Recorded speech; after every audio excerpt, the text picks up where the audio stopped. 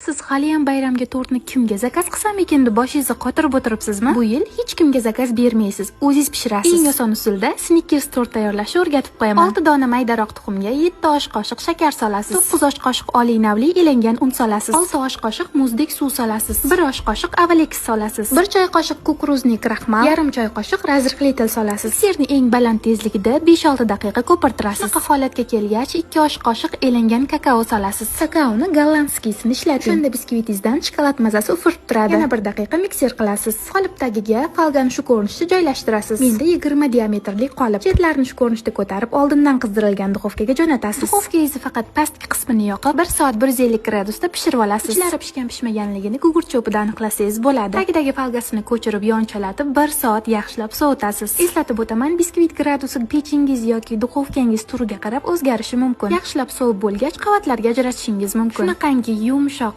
mayin, ichlarini propitka qilishga ham hojat bo'lmaydigan biskvitimiz tayyor. Retsept shu darajada aniqki, xohlamasangiz ham o'xshab chiqadi. Ertangi videoyimizda tortimizni oxirlatib qo'yamiz.